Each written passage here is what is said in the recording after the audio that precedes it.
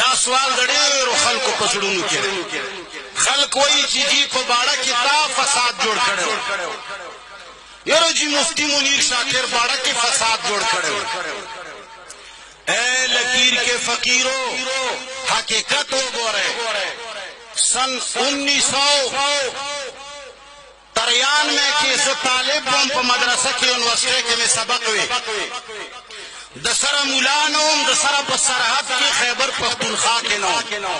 کراچۍ کې مې سبق وی. د وفاق المدارس په مرکز کې جامعه فاروقیه کې یو پیر صاحب محترم د افغانستان نه راغلی و، پیر صاحب سیف الرحمن المحترم، او هغه تقریبا په دې خیبر کې 13 یا 40 کاله تیر کړي، او 13 کالو کې هغه 18 کسان تبلیغیان شهیدان کړي. وی چې دا جبریه کافر دي، څنګه دی وطن ته راغلي؟ شاید هغه مقابله نه کوله. بیا په سن 1994-95 کې زه په کراچۍ کې وم، د سره د عمل میدان ته نوم راغلی. پیر صاحب سیف الرحمن المحترم یو کتاب ولیکلو د دیوبندیانو په کفر باندې چې دیوبندیان جبریت کافر دي او مرتد دي.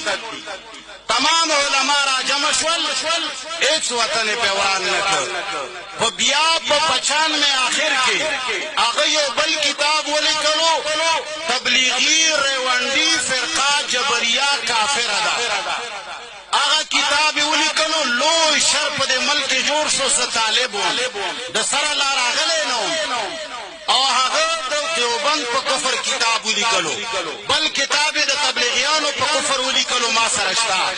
بل کتاب د صحافیانو په کفر ولیکلو چې دا صحافیان د انګریز سترګې او لاسونه دي، دا سوچه مطلق کافر دي. کتاب ما سره شته. بیا بل کتاب په جماعت اسلامی باندې ولیکلو چې جماعت اسلامی والا مودودیان او کافران دي. کتاب ما سره شته. کله چې د ملک تمام مسلمانان کافر کړل، په 96 کې هغه یوه فتوا ولګوله چې زه سیف الرحمن هغه یو کتاب ولیکلو.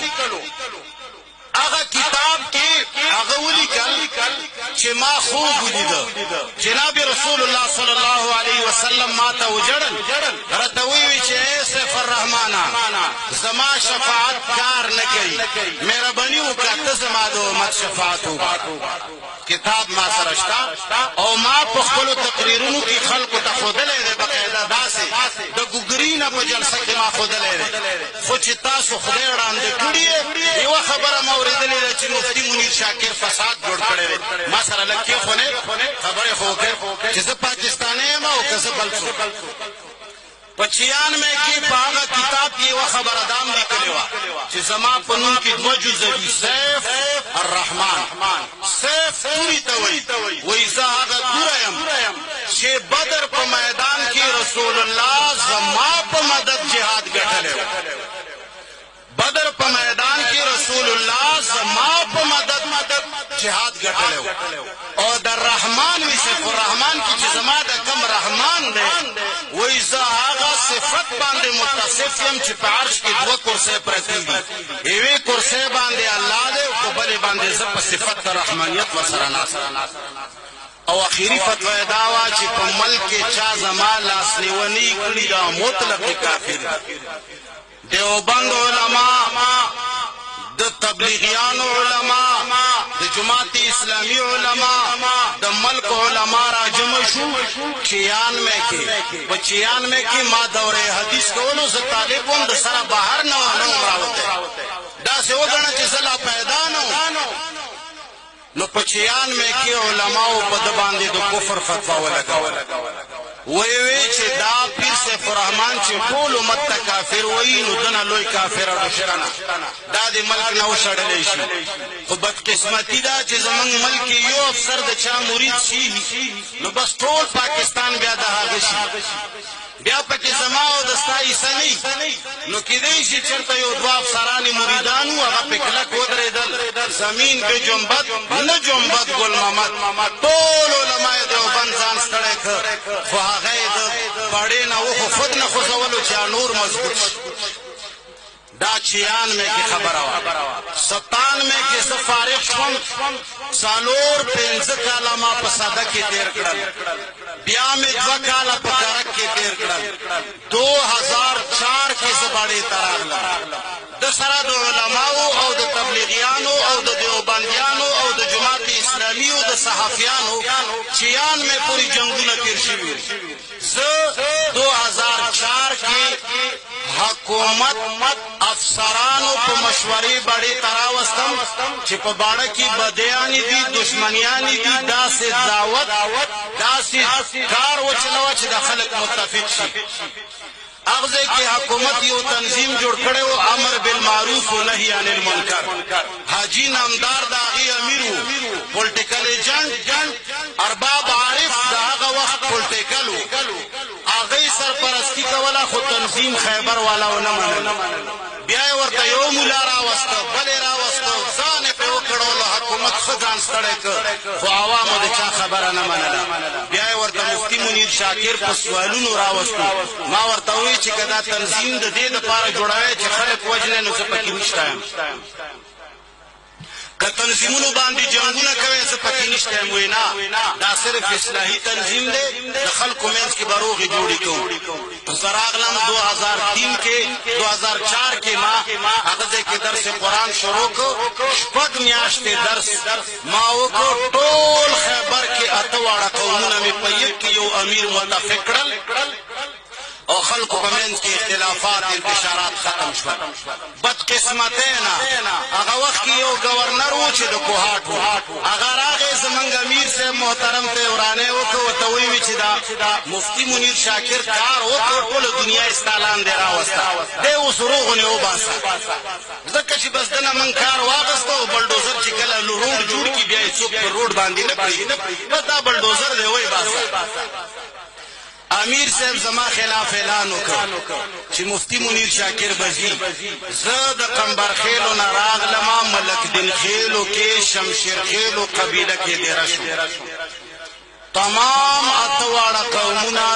د امیر صاحب نه راغلل زما مریدان شو او د هغه تنظیم خاورو سره ما خپل درس شروع کړ تقریبا 2 کاله ښه پر امن درس ما وکړ او ما به هره ورځ پیر سیف الرحمن المحترم ته دعاګانې کولې ما به وی چې یا الله په منډې کچ کې یو پیر صاحب دی ډېر د دین کار یې کړی دی خدایه ته د هغه عمر کې برکت واچوې کرم ورسره مې لګېده او دا آن د ریکارډ موجود دي صحافیانو ته وایم دا خبرې آن د ریکارډ موجود دي نصر الله یو صحافي و د بړې اوس وفات شوی دی هغه سره به دا ډیټه موجوده وي که ما سره موجوده ده هره ورځ به ما دعاګانې کولې افریدی واقعي چې غیرتي او محترم قوم دی اوس هم زه د افریدي قوم چې کم قدر کوم پښتنو کې د چا نه بالاخر چې کله زما دومره ګراپ اوچت شو چې د ده مریدان هم راواوښتل خلکو ته پته ولګېده چې دا قرآن نه خبرې کوي نو خلک ټول چې راواوښتل پیر صاحب محترم ته چا وویل چې ټول خلک یې درنه واړول دا سړی یا مړ کا یا څه علاج یې وکړه نو هغه اف ایم ولګولو زما خلاف نو ما به اف ایم کې درس قرآن کولو او خدای ګواه دی اوس هم په فیسبوک باندې یو پیج کې دا ویڈیو شتا چې باڑا خیبر ایجنسی میں آگ کیسی لگی تاسو سرچ کې باغی کې زما خبرې موجودې دي د پیر صاحب ما بدا سوي چې خدایا پیر صاحب سیف الرحمن المحترم ډیر د دین کار کړي بیمار دی یا الله ولا شفا ورکړي د بچ کله نمبر شد بوي چې بیگا مفتی منیر خینزیر دا خبره کړي نو سبب چې کله زما نمبر بیا راغی خلکو به غوږ نیولی و چې مفتی صاحب خو به نن ترکي به ترکي جواب ورکوي ما به درس قرآن وکړ دله به مې جواب ورنه کړ د ده به چې بیا نمبر شه ده به وایي چې مفتی منیر خینزیر پرون دا خبره او یوه داسې خبره یې وکړه په 18 تاریخ باندې چې هغه خبره په دې ځای کې نه زه په کمره کې هم چاته نشم کولی آن د ریکارډ موجوده ده ما سره شته کله یې چې هغه خبره وکړه سبا قوم د افریدي راغونډ شو ویې چې مفتي صاحب تا کې به غیرت نه وي موږ ولا که دا سړی پرېږدو دا څه وایي ما یې دا لیونی دی او ما دا اف ام د قرآن دپاره لګولی دی زه به د قرآن خبره کوم زه چاله خپل جوابونه پکې نه ورکوم تنګ خو نه دا خبره ما لږه اوږده شوه بهر صورت د چې کله په اف ام باندې دا نخرې شروع کې قوم را جمع شي قوم به هره ورځ وي چې موږ پې ور واچوه چې د ده بنیاد وباسو ما ورته وویل چې زه په چا ور خطر نه کوم پیر صاحب سیف الرحمن افغانستان نه د رشید دوستم خلق راوستو د افغانستان جنډۍ په سپای خیبر جنگ سے کجوره سپایو کې د افغانستان جنډه ولګوله او د رشید دوستم ملیشې والا خلق کې مورچو کې کېناستل خو ما په بیا هم حمله ونه کړه او چې کوم افسران مریدان وو هغه وخت کې دفاع کوله او د اوسه پورې زما خلاف چې دا څومره لیکل په دې ملک کېږي او کله زجیلونو کې او کله وهل کله ټکول ولا مفتي صاحب دغه کار غلط دا هغه د پیر صاحب مریدان دي د هغوی باقیات الصالحات کې چې زما خلاف لیکل کوي او زه خلکو ته داسې معرفي کړی یم چې زه لکه بیخي د انډیا نه راغلی نو پیر صاحب سیف الرحمن خلاف قومونه راوچت شول ما د خلکو جذباتو قدر کولو ما به ووایي چې 25 تاریخ پورې که پیر صاحب ونه وته کړه نو څه په دا حمله کوم چې 25 تاریخ به راغلو دا خلکو به خپل دا غریبانې والا ټوپکې چراییزې به یې راغوستې وي چې نن خو به مفتي صاحب وایي چې پې ورخېږئ ما به 25 تاریخ نه بیا اعلان وکړو چې یاره که 30 تاریخه پورې ونه وتو نو خیر به یې نه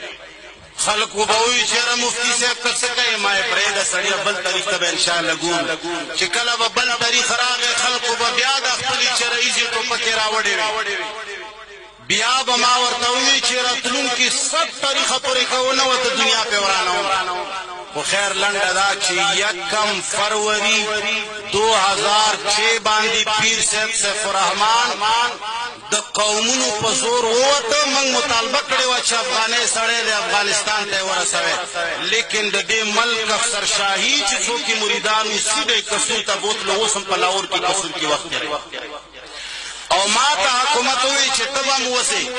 ما سره 1.5 لاک قبایل وو څومره 1.5 لاک قبایل ما ورته ووایي چې وده الله بنده